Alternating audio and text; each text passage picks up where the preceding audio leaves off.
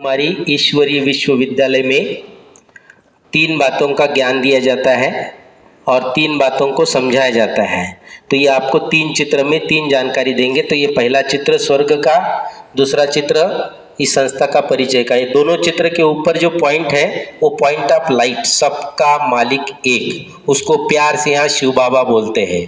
तो ये भगवान की जानकारी आपको इस चित्र में देंगे, आप इसको ध्यान से सुनना।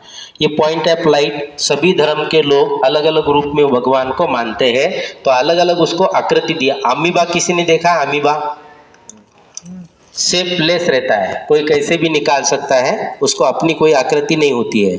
ऐसे परमात्मा को अपनी आकृति नहीं है, वो पॉइंट है।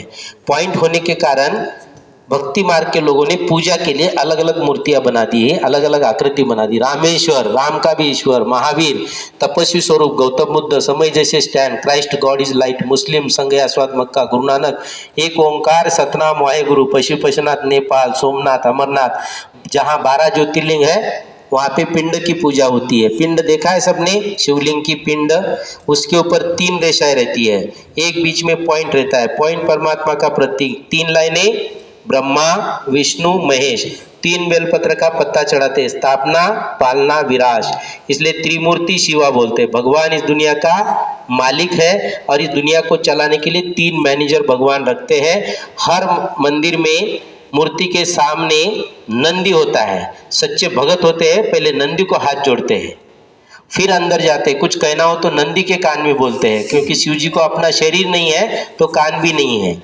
इसलिए नंदी उसका वाहन कहा जाता है। जिसके तन में भगवान आते हैं उसको भगीरथ, आदम, आदिदेव, आदिपिता, आदिमानव, पिता श्री प्रजापिता ब्रह्मा बाबा कहते हैं। ओके, अभी इसका संस्था का भी जानकारी और ब्रह्मा बाबा की भी जानकारी आपको देंगे। अभी एक वीडियो बंद करके